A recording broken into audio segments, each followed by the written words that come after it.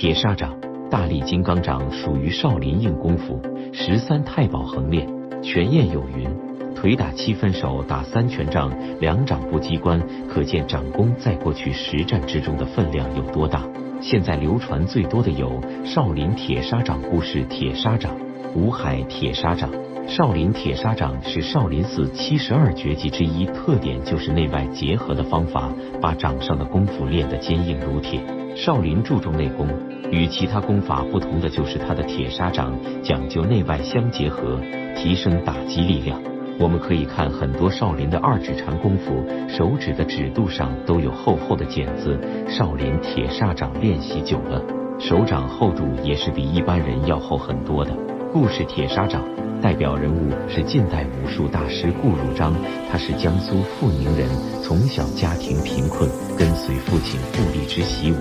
从小便展示出了惊人的武术天赋。15岁的时候就能将其父亲的武术熟记于心中间，又拜过山东武士严云奇学习武术，期间将18般武艺都略有掌握，其中将铁砂掌更是变成了自己的一技之长。相传顾章铁砂掌大成之时，可以一掌拍死1匹马，但事实却并非如此。1931年，外国人在广州街头进行表演，顾汝章和他的徒弟也在其中观看表演的人牵出来一匹高头大马，他很嚣张，耀武扬威地说，除了他之外，没有人能驯服得了此马。言语中也很瞧不起中国人。后来他扬言，要是有哪个中国人赶过来试试成功驯服不受伤的我，就送给他200两白银，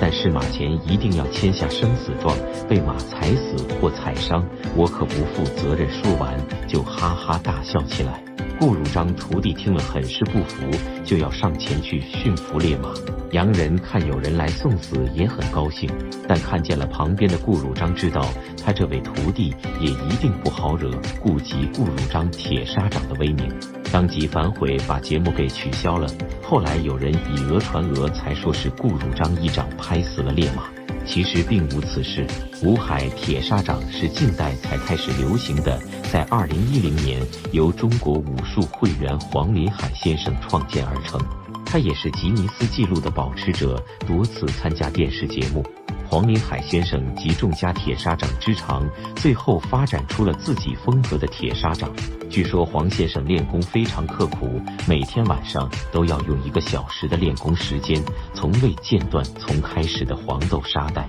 到最后的铁砂，才练就了他的独门铁砂掌绝技。同时他也是1分钟急速手劈红砖60块的吉尼斯纪录保持者。2指断砖、手劈鹅卵石等也都展示出了他深厚的铁砂掌功力。央视七乡村大世界、央视时走进科学、央视1吉尼斯中国之夜都多次报道过他的功夫。在过去，会这种功夫的人行走江湖一定是所向披靡，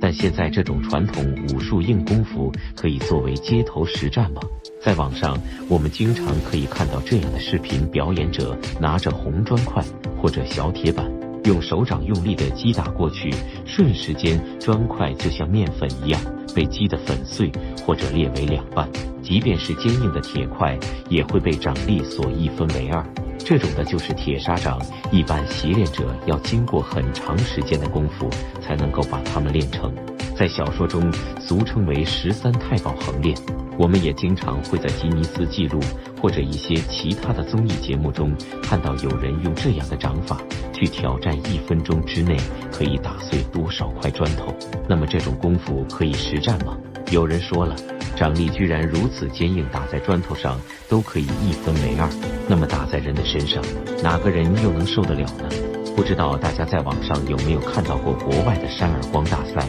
，2个彪形大汉相互站立，比赛开始之后，先由一人去扇对方的嘴巴子，1掌下去，只见另一人都会被打得身体颤巍巍的，有的可能直接就会把脑袋打晕了。如果你能挺得过这一下，那么第2下就由被打者还击1巴掌下去，也是可以把对方打得一个踉跄。我想，如果我们铁砂掌选手去参加这种比赛，先去打对方的话，那么一定会把对方的脑袋打得嗡嗡直响，甚至中了内伤，头破血流了。但是大家一定要清楚，在真正街头和人发生冲突的时候，是绝对没有像扇耳光大赛这种场景出现的两个人协商好，我先打你一下，你如果挺住了，你再来打我，这种在现实的街头冲突之中显然是不会出现的。在现实生活中，如果两个人发生冲突了，情况可能是千变万化的，可能对方直接抄起来地上的砖头来打你，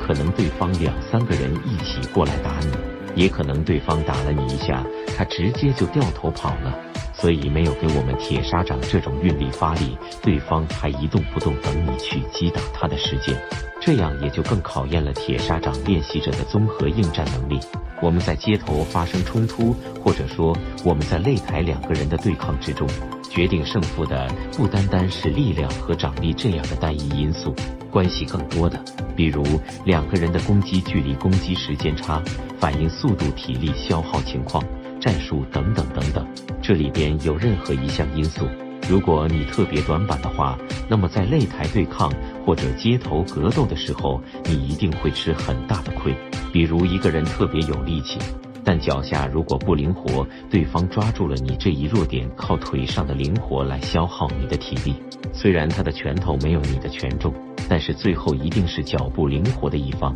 胜算更大一些。再比如说泰森和霍利菲尔德的比赛，打的就是战术，霍利菲尔德就是靠战术来赢得了强悍的泰森。在李小龙的电影《猛龙过江》之中，李小龙最后和美国空手道冠军劳里士对战的时候，前一半部分李小龙是处于弱势的，但就因为调整了自己的战术，引进落空，以进为退，靠这样的招式反而赢得了最终的胜利。所以从这些例子中，我们可以看到，单单是掌力惊人的话，那么在街头格斗之中，并不一定能占到多么强有力的上风。如果想在街头格斗之中赢得胜利的话，耐力、力量、速度、战术哪一个都应该把它提升起来，这样赢的胜算才会更大。所以街头格斗或者擂台格斗，它是一个综合性的对抗比赛，单单是掌力惊人的话，是可以为你原有的实力加分的。